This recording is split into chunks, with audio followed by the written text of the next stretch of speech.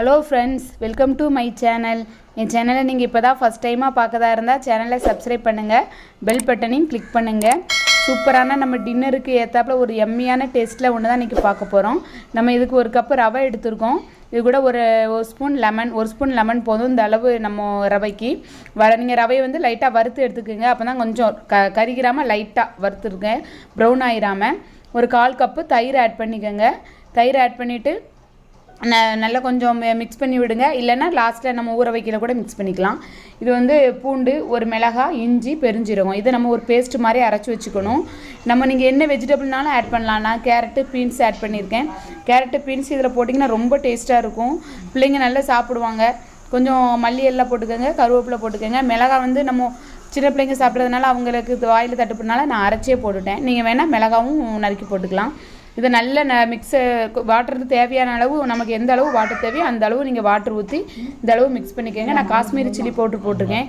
இந்த chilli powder போட கொஞ்சம் காரமாக இருந்ததுனால காஷ்மீரி சில்லி பவுடர் போட்டிருக்கேன்.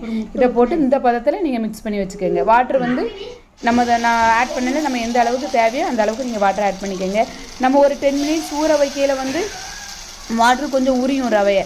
அப்போ போச்சில் நம்ம ஒரு 10 மினிட்ஸ் கழித்து அப்போ அந்த வாட்டர் இன்னும் கொஞ்சம் நமக்கு தேவைன்னா ஆட் பண்ணிக்கலாம். இந்த மாதிரி ரொம்ப தண்ணியாக இருந்திருந்தால் இந்த மாதிரி எடுக்க முடியாது. அதனால் இந்த மாதிரி கொஞ்சம் பதத்தில் நீங்கள் மிக்ஸ் பண்ணி வச்சுக்கோங்க. ரொம்ப டேஸ்ட்டாக இருக்கும். நீங்கள் வந்து இதை நல்லெண்ணெயில செஞ்சீங்கன்னு வைங்களேன், அதை விட ரொம்ப எம்மி டேஸ்ட்டாக இருக்கும். உங்கள் பிள்ளைங்களுக்கு செஞ்சு கொடுங்க, ரொம்ப விரும்பி சாப்பிடுவாங்க. இந்த மாதிரி ஒரு கடாயில் நல்ல 4 ஸ்பூன் எண்ணெய்லாம், ஆயிலெலாம் ரொம்பவே தேவைப்படாது.